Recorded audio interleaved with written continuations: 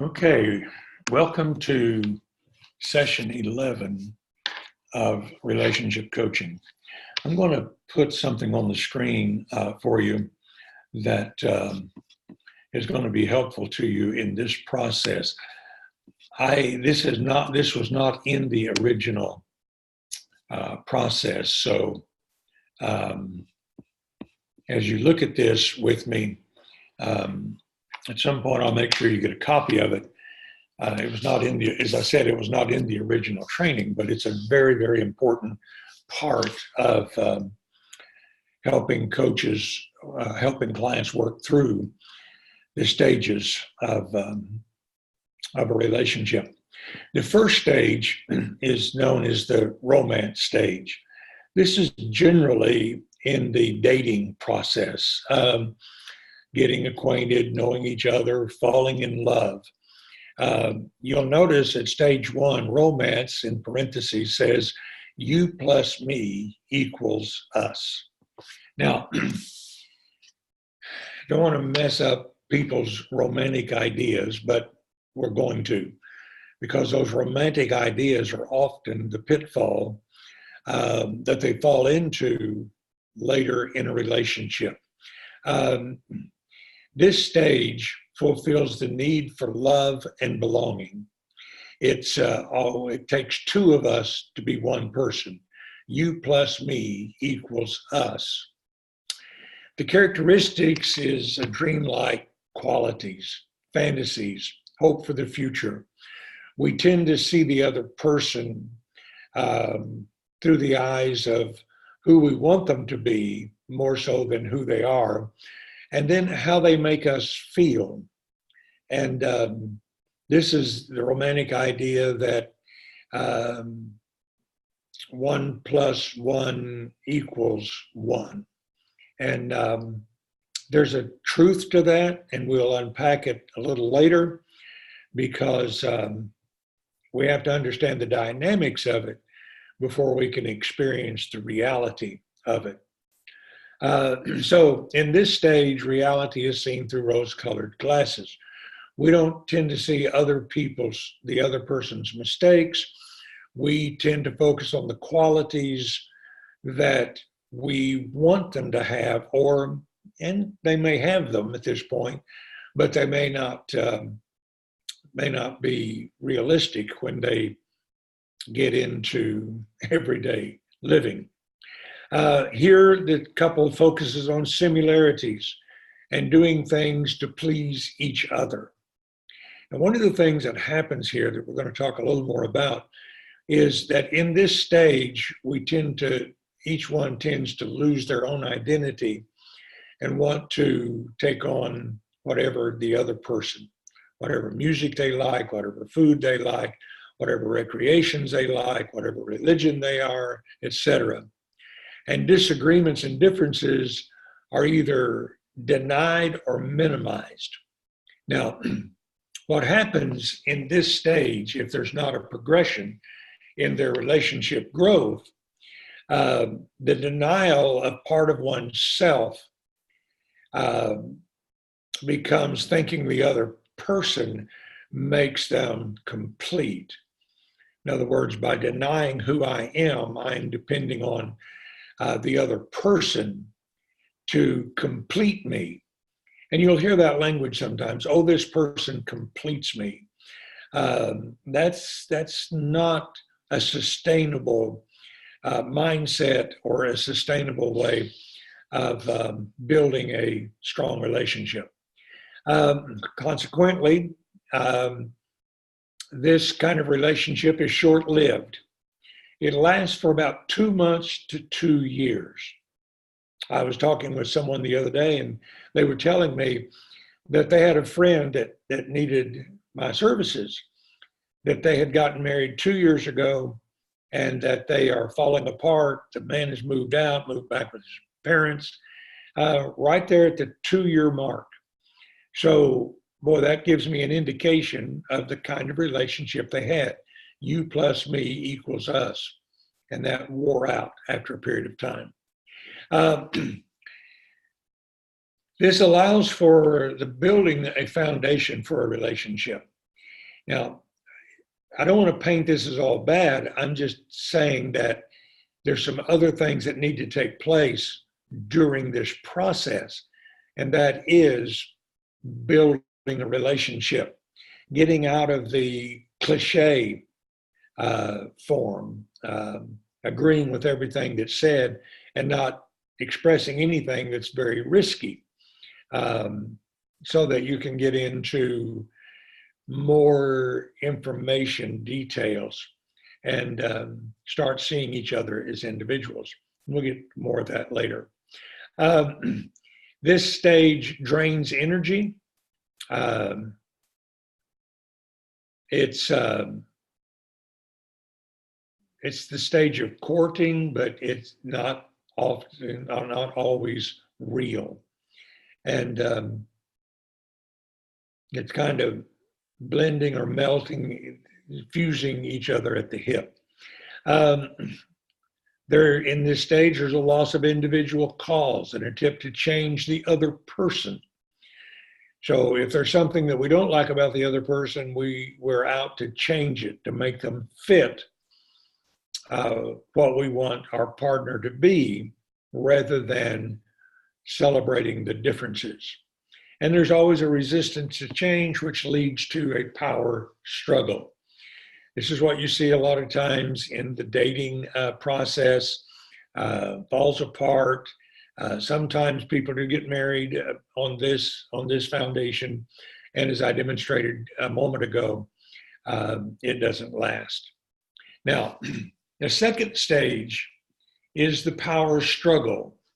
You plus me equals you versus me. This is what happens when people start separating themselves from the fusion, the emotional fusion of stage one. They start looking for freedom, for power, for individuality. And this often results, as we're going to see in a moment, of pushing the other person away or withdrawing. It's at this stage of awareness of differences. Here's where people start seeing themselves separate from the other person, and they start experiencing them differently. And the danger here is that the difference is bad. No, the difference isn't bad. The difference can be very good. Now, if it's this stage, you figure out that you're not a fit for each other, then that's a healthy thing as well. We start looking at the other person. They start looking at the other person, scrutinizing them, and their differences are magnified. So everything starts getting bigger, particularly the differences. Seem to have nothing in common at this point. This is where, even though they've been in stage one for a period of time, now all of a sudden they see themselves as not having anything in common. And they start seeing that everything the other person doing is wrong and need to reclaim themselves. Now, here's the thing, this power struggle doesn't mean that there can't be a healthy relationship. It simply means that you're moving into a different dynamic of rediscovering oneself without making the other person bad. So what happens here, the result is there's a pulling away from each other. I need my space. You'll hear that from time to time. I need my space. I got to be me. That's the result of the power struggle that they didn't know how to work through. Critical stage where divorce commonly occurs, or breakup in relationship if they haven't gotten married. This is the stage where couples often seek counseling. They are married, and they begin to act out past experiences. They fight for boundaries and clearly defined unacceptable behavior. They get very vocal, very critical of each other. Then going deaf is a power struggle syndrome. In other words, we're not hearing are not listening. And interesting study that the tightening of the jaw, gritting the teeth, in anger impedes 80% of the hearing ability. So in that anger mode, defiance mode, they're not even hearing the other person. And they need to move the fight from the past to the present. So they'll bring in past experiences and want them. Now, another result is acceptance that differences are normal. This is where you can start turning the relationship to a healthier place, where we don't see differences as bad, we see differences as normal. And learn that being together is a choice, not a need. Now, this is an important paradigm shift. In stage one, people tend to see each other as, I can't be without you.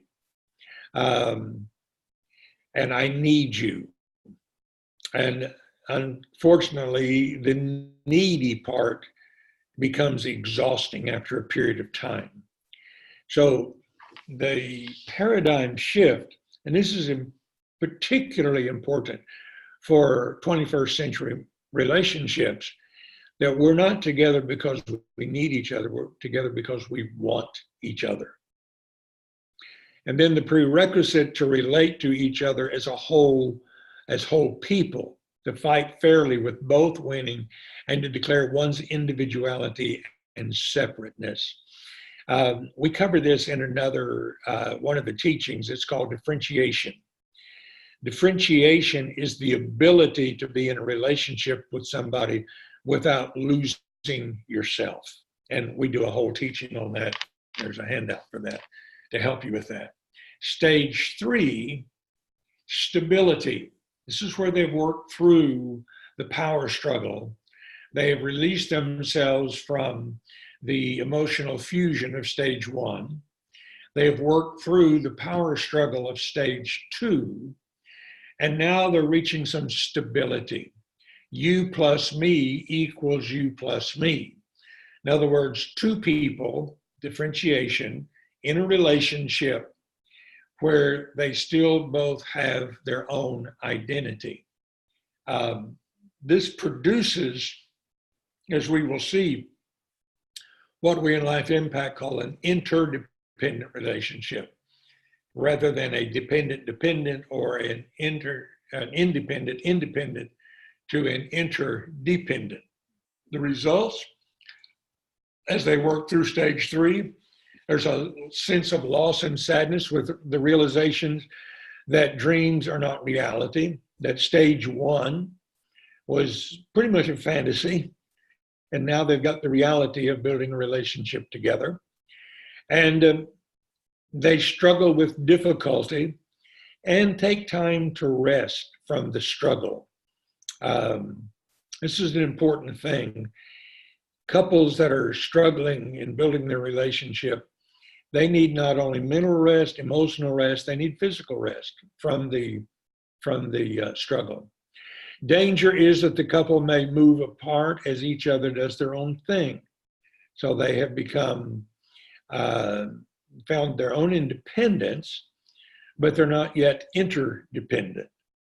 The difference is, in interdependency, we are responsible to each other, not for each other. You hear me say that a lot throughout the process of this teaching, but it's an important, very important dynamic in a relationship. A relationship that path in life may be different. The realization that paths in life may be different. This is where they're learning that they may have different paths, different goals, different purposes, and how to work out those differences are extremely important. Feelings of boredom, not being connected, having nothing in common. This again is the lack of an interdependent relationship. and they've created more of an independent, two people being totally independent of each other. The focus is on the present because the future has not yet been determined. Now, this is where we help couples develop their vision board and their mandate. And this can help develop more of a interdependent relationship. Second most common stage for seeking counseling or divorce is when people are in stage 3. Couple have established a history together and learn to use it as an advantage would be one of the positive results of this. I've had couples say to this, we want to work through this. We've got history together. We have children together. And they want to work through this process. Mutual respect is honored. Or you go back to stage 2. Have to learn to honor each other. This becomes extremely important, and again, is part of a new paradigm shift where there is mutual respect. It's not the old paradigm where the male is the dominant one in the relationship and everybody has to bow down to him. It's mutual respect is honored in the relationship. Then there's stage 4, commitment. You plus me equals you plus me plus us. Now, this is where you're really starting to see couples make progress. It satisfies the need for a balance of love, belonging, fun, power, and freedom. Clear choices about yourself and your partner based on individual differences and those things you have in common. It's extremely important here. Clear choices about yourself. This is where you start making or being a self-advocate, taking care of yourself, and letting your partner take care of themselves. And what we're talking about here is emotional stability, where they're taking care of their own emotional state. And we talk a lot about that through the other training. Their differences are based on individual preferences and then the things that you have in common. So there are going to be some individual differences and there's going to be things that you have in common. And those have to be identified and even celebrated. Now, where you run into a roadblock is if the individual differences are in conflict with the things that you have in common. For example, individual differences may be religious preferences or recreational preferences. Now, that doesn't mean those can't be worked out, but those are things that have to be honored in each other. One of those areas of probably most difficult conflict is in the way of rearing children. Individual differences versus the common goal, how that's worked out often becomes very difficult for people. Here you see clearly who you are and what you want, as well as who your partner is and what they want. So the results, you choose each other with awareness of past, present, and future experiences. And this is where the readiness for marriage actually takes place. Unfortunately, it happens before, and then you're trying to work out all this other later and don't have the tools to do it with. Living together is probably a stage 3 without readiness for stage 4. Couples need to stay in the stability stage until they're ready for commitment and really want to be a team. Now, as I said a while ago, unfortunately, marriages take place before stage 4, and then they're trying to work out stage 2, 3, and 4. But now you have the tools and the awareness to know how to help them as you integrate this, infuse this into your coaching process. And then statement to partner, I choose to love you knowing all I know, good and bad. Okay, then stage 5. This is where the marriage starts impacting the world around them. It's generative. It's generating additional experiences, having influence on others. It's you plus me equals you plus me plus us within the world. This is where it satisfies the need for time for yourself, time for your partner, time for us, and time for them, meaning the world. It's where people say to me a lot of times, well, I want to help other couples. Well, if you haven't reached stage 5 and worked through 1, 2, 3, and 4, then you're probably going to lead them into your problems rather than helping them with theirs.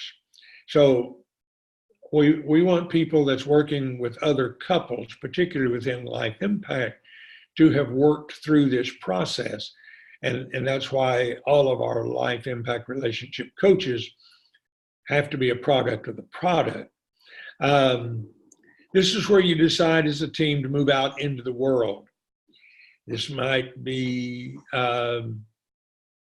mentoring other parents, other marriages, working in the church, doing a community project, joint business adventure where you're working at it together. And again, this is very important, particularly for couples that want to work together, go into business together, that they've worked through stages 1, 2, 3, 4, so that they can be at stage 5 without any problem. Okay, I got a phone call there. I hope it wasn't disruptive. Okay, I forgot to put my phone on airplane mode. The results, there's some dangers here. Danger of over-involvement in the world and neglect of the relationship. I don't care how effective you are. I don't care how busy you are. I don't care how much in demand you are. You have to continue to nurture the relationship. Difficult choices have to be made here. I've worked with couples that were so overly involved in the church that they weren't taking care of their relationship. They had to make some choices. What was more important to them? The recognition they were getting, being very busy, or working on their relationship. Now, I'm not suggesting that you have to throw the baby out with the bathwater. You don't have to throw out what you're doing, but you do have to nurture the relationship. And continue nurturing that relationship is required. Hopefully this is helpful to you along with everything else that we have given you. This is just to help you infuse this into your process. You can, if you get this material in your heart and mind, you don't have to go through this with them. You're in stage 1, 2, 3, 4, 5. Here's what you need to do. You can just know where they are and look at some of the results and some of the steps that they need to take. All right. Happy coaching, and we'll talk to you soon.